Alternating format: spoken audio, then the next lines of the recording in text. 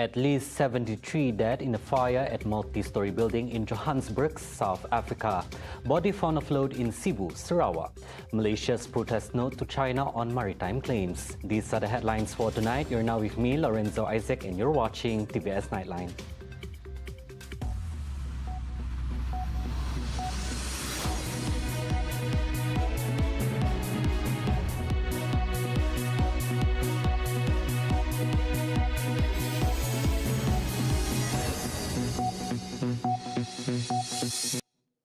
At least 73 people died and dozens more were injured after a fire engulfed at a multi-story building used as temporary housing in Johannesburg, South Africa. Authorities said they have moved through the building floor by floor, searching for survivors and pulling out charred bodies and laying them on the streets. 7 children were among the casualties, including an 18-month-old toddler. As of now, authorities revealed that the fire has now been extinguished. The fire broke out around 1:30 a.m. local time on Thursday, when many people inside the building were asleep. The cause of the blaze remains unclear, but authorities at the scene gave no indication it was deliberate. South Africa's President Cyril Ramaphosa has described the incident as a tragedy. A body believed to be that of a 22-year-old man named Moses Yang Jiawan, who had fallen into the Rajang River on Tuesday, was discovered floating near the spot where he was reported to have fallen yesterday. SIBU Fire and Rescue Department Bomba Chief Andy Ali said that the victim's body was found at 10:17 a.m., about 5 meters away from the area where he was last seen. Mayat mangsa telah ditemui tidak jauh dari lokasi mangsa dilaporkan terjun, iaitu 5 meter dari lokasi kejadian. Mayat mangsa dibawa naik ke jeti penumpang Lembaga Sungai-Sungai Sarawak, SIBU, dan pengesahan mayat telah dilakukan oleh ahli keluarga didapati positif. The body was then handed over to the police for further action. With the discovery, the search and rescue operation concluded at 11 a.m. On Tuesday, the victim's brother informed that the deceased, who is disabled, had fallen into the river, prompting a search and rescue operation. Putrajaya is set to send a protest note to China regarding its claim in the South China Sea as outlined in the China Standard Map Edition 2023, which encompasses Malaysia's maritime areas. Foreign Minister Dr. Zamri Abdul Kadir confirmed that this step is part of the government's response to the matter. In a recent statement, Wisma Putra reiterated that Malaysia does not acknowledge China's claim in the South China Sea as delineated in the China Standard Map Edition 2023. The statement emphasized that this map holds no legally binding authority over Malaysia. On Monday, the Chinese Ministry of Natural Resources released the China Standard Map Edition 2023, which also encompasses Malaysia's exclusive economic zone EEZ maritime areas near Sabah and Sarawak, Brunei, the Philippines, Indonesia, Vietnam, and several regions in India.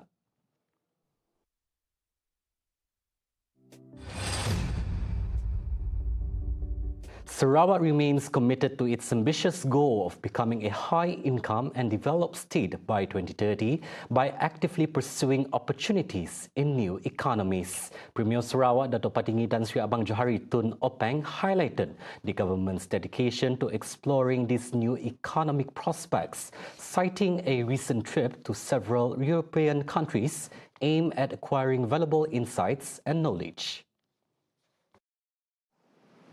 Saya telah mengutai rombongan kerajaan Sarawak ke Norway dan United Kingdom untuk meninjau perkembangan inisiatif CCS di sana dari segi teknologi dan juga perundangan.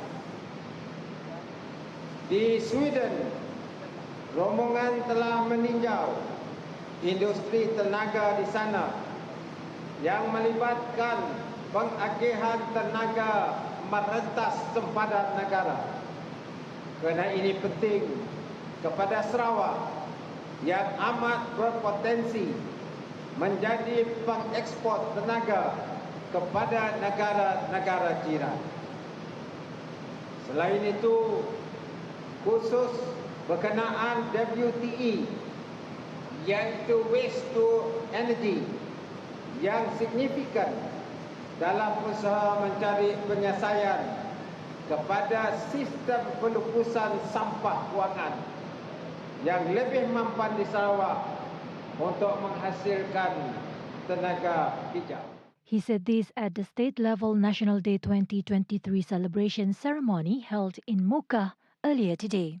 Abang Johari emphasised that the political stability and integrity upheld by the Gabungan Parti Sarawak GPS administration have enabled Sarawak to define a clear economic path exemplified through the Post-COVID-19 Development Strategy PCDS 2030. Since 2017, the Sarawak government has made substantial investments in digital advancement, urban and rural infrastructure, human resources, education, renewable energy, and new sectors like the green economy, hydrogen economy, and carbon capture usage and storage CCUS. These endeavours are aimed at propelling rapid economic growth in the state, boosting revenue and generating well-paying employment opportunities. Strife and negligence lead to destruction. Hence, Abang Johari implores individuals from all walks of life to foster harmony and avoid complacency, as these are pivotal in preserving community unity. Speaking at the state-level National Day 2023 celebration ceremony in Muka earlier today, Abang Johari expressed his disappointment following the ongoing feud among a few of the country's leaders. According to Abang Johari, some of the leaders are desperate to use racial and religious issues that can divide a pluralistic society simply to gain political support. Jika kita saling mengencaki antara satu sama lain dan asyik berpentes, kata orang Sarawak, maka tenaga kita akan menjadi satu tenaga yang kita tidak gunakan dengan sebaiknya, dan seharusnya pemikiran kita ditumpukan untuk mendidakkan dan mengalahkan pihak lawan. Saya berasa agak sedih kerana kebelakangan ini negara tidak begitu berupaya untuk memfokuskan tenaganya untuk kemajuan keseluruhannya.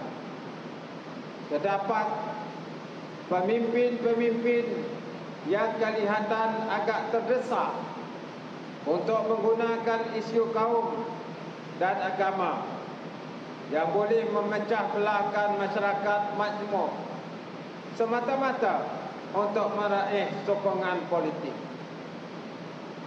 Sudah pastinya ini tidaklah baik untuk negara kita. Ketika dunia bergelut dengan pelbagai masalah, khususnya pandemik COVID-19, peperangan dan perubahan iklim global. At the same time, Abang Johari affirmed today that the government, led by Gabungan Parti Sarawak GPS, is dedicated to the well-being of Sarawak and its people. He openly acknowledged that the Sarawak government acknowledges its imperfections and is receptive to constructive criticism as a means to enhance the state's progress. Let me give the reassurance that as your Premier and supported by my colleagues in the Cabinet, we will continue to strive to do our level best for Sarawak and its people. We are open to criticism as long as they are constructive.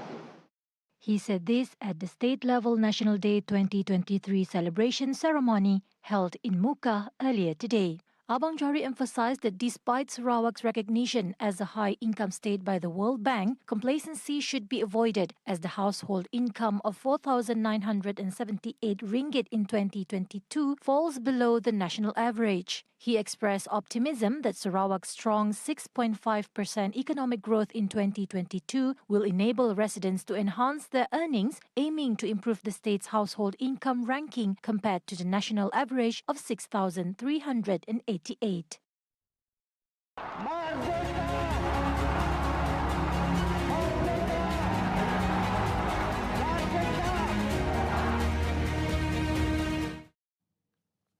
Racial unity is the main key to the harmony and well-being of the people and the country. Yang di-Pertuan Agong Al-Sultan Abdullah Riayatuddin Al-Mustafa Billah Shah, in a post on Istana Negara's Facebook today, said it was in line with the theme of this year's National Day celebration, which is Malaysia Madani, Tekad Perpaduan Penuhi Harapan, which translates to determination in unity, fulfilling hope. His Majesty recalled memories of more than 6 decades ago when the spirit of nationalism and love for the country brought the people together, and with determination and dedication, independence was achieved. Al-Sultan Abdullah also called on the people to appreciate the services of the leaders, fighters, and patriots of the country's independence in fostering unity among the people, as well as the services of members of the security forces in defending the country's sovereignty.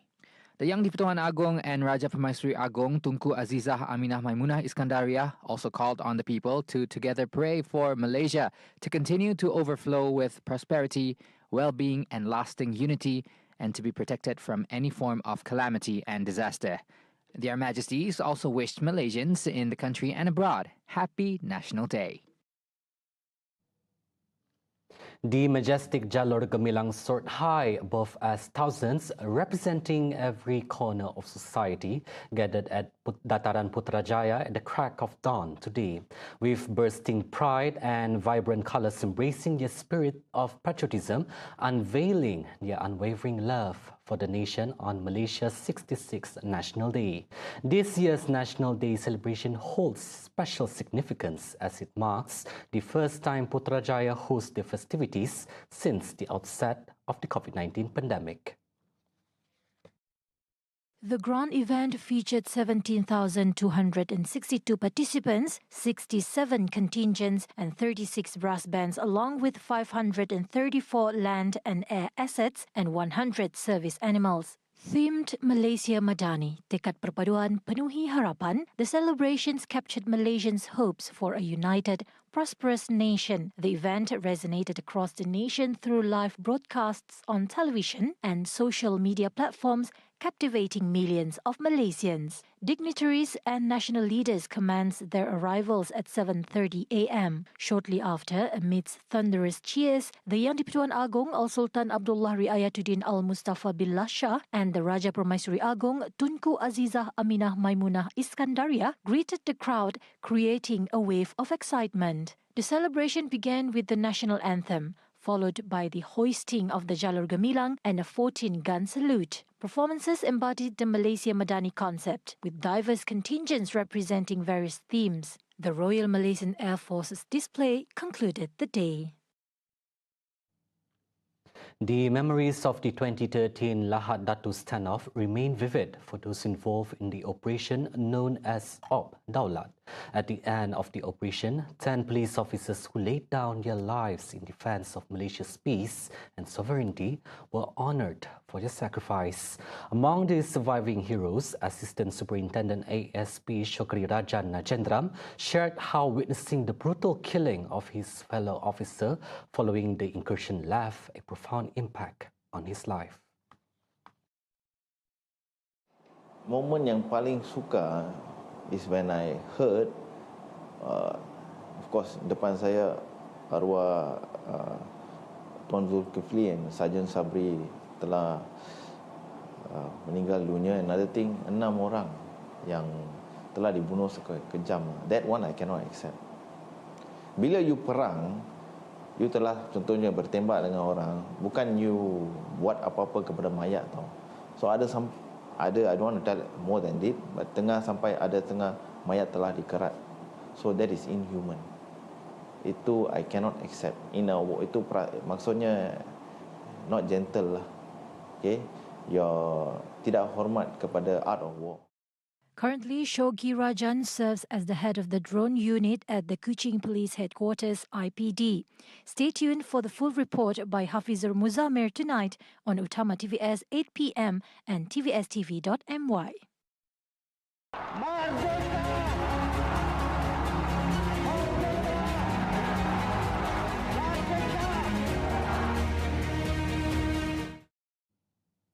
We'll be taking a short break. Coming up next, more than 100,000 spectators gathered for the National Day celebration in Putrajaya. 5 died in North Italian train accident. Right here on TVS Nightline. Stay tuned.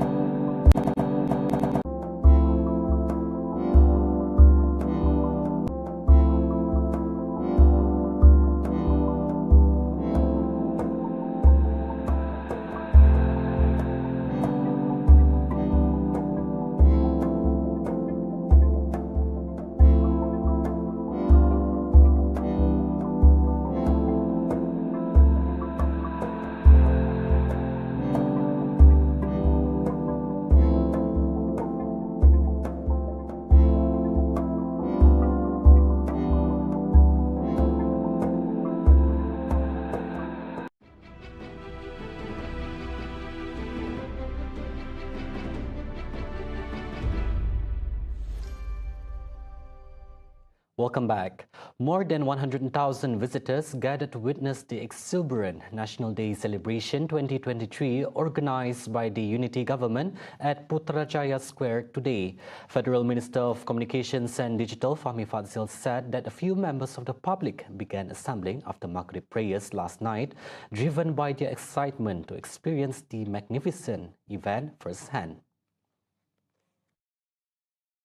Ada yang datang dari Kedah, dari Perak, dari jauh dan dekat. Jadi memang menambahkan seri kepada acara kita pada hari ini. Ini merupakan buat saya dan juga Datuk KSU sambutan Hari Kebangsaan pertama kami, tapi bersama dengan pasukan yang telah bertukus lumus sejak daripada bulan 2. He told this to reporters during a press conference after the celebration on Thursday. Fahmi, who also chairs the main committee for the National Day and Malaysia Day celebration in 2023, expressed his satisfaction with the success of this year's Independence Day festivities, particularly the seamless execution of dance performances, parades, marches, and aerial displays. He also extended his gratitude to all parties involved in contributing their efforts and ideas to make this historic celebration a success. Meanwhile, Fahmi urged all Malaysians to continue flying the Jalur Gemilang high and sing patriotic songs in preparation for the Malaysia Day celebration on September 16th in Kuching, Sarawak. Maintaining the spirit of unity within the community is crucial to ensure the prosperity and well-being of the nation. Deputy Minister of Economy, Dr. Hanifah Hajar Taib, emphasized that a peaceful and harmonious nation can accelerate the development process and elevate the quality of life for its citizens. She believes that the Kembara Merdeka Jalur Gemilang program, organized by the Malaysian Information Department, JAPIN, can have a positive impact in fostering the spirit of unity. Kami menyuruh semua pihak yang di setiap lapisan masyarakat untuk menyokong usaha Tok dalam memartabatkan negara Malaysia yang lebih makmur dan sejahtera. Usaha Tok adalah untuk memastikan perpaduan terus subur di kalangan masyarakat kita dan seterusnya memastikan urusan pembangunan Sarawak khasnya dapat dilakukan dengan baiknya. Yalah, patut dari segi kerajaan ke Dato'. Jadi kita mesti ingatkan dari segi pemimpin kita. Kita milih pemimpin yang bagus, alhamdulillah halat tujuannya akan bagus. As Mukah MP, she calls on the entire community to continue to be united and avoid any disagreements that may undermine the harmonious relationships that have been built over time. She told this to reporters during the Kembara Merdeka Jalur Gemilang 2023 flag-off ceremony at the district level in Mukah on Wednesday. Meanwhile, the director of Sarawak Information Department, Jafar Jantan, said the Gembara Jalo Gemilang program is a strategic approach by the Malaysian Information Department, or JAPIN, to ensure that all Malaysians, including those in the rural areas, experience the festive atmosphere during the national month. Kalau kita melihat tadi anak-anak kita menarikan tarian gajah, seusia sekecil itu, mereka diajar untuk memahami, meneruskan budaya dan juga tradisi berkaitan dengan tarian gajah bagi kaum Iban. Dan dalam konteks yang ini, saya suka menarik perhatian tuan-tuan dan puan-puan dalam kita melihat aspek kenegaraan, sifat cintakan kepada negara. Ia perlu dilatih, dibentuk dan ditanam dalam jiwa anak-anak muda kita, terutamanya daripada kecil, supaya apabila dia besar, dia akan sentiasa mengingati dan mencintai negara kita, Malaysia dan Sarawak khususnya. Jadi, meanwhile, Longhouse Chief Richard Kilat Madang expressed his gratitude to JAPIN for selecting their Longhouse as the venue for this significant program. Bagi kami di Sebakong ini merasa amat bertuah kerana dengan kunjungan konvoi ini akan dapat menyemarakkan dan menggelarakan sambutan kebangsaan dalam membina sebuah negara bangsa dan kukuh, progresif dan maju serta makmur. Mengekalkan masyarakat perpaduan di kawasan masyarakat yang berbilang kaum dan agama.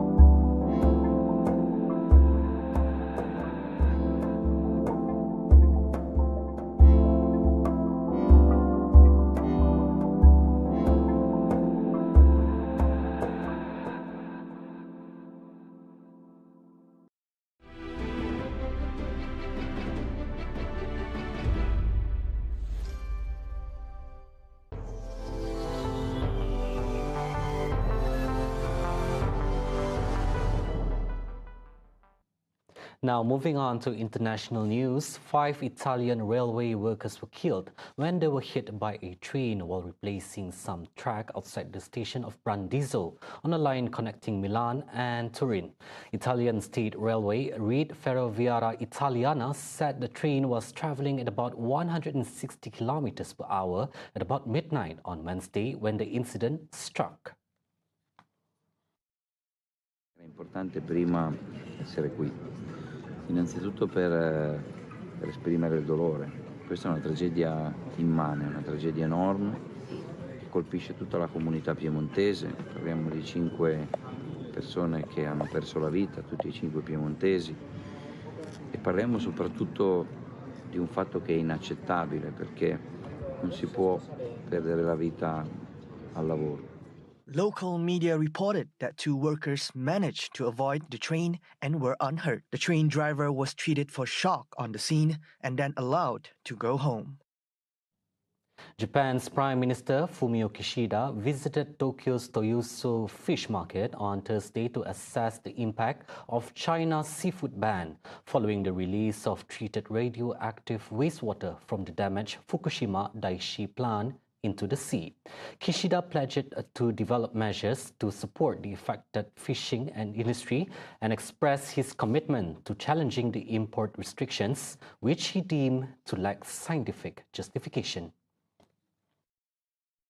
本日いただいたさまざまな声、意見を踏まえながら、事業者に寄り添いつつ、支援策、対応策、これを取りまとめてまいります。科学的根拠のない、この輸入規制、等については、撤廃を、強く働きかけていきたいと。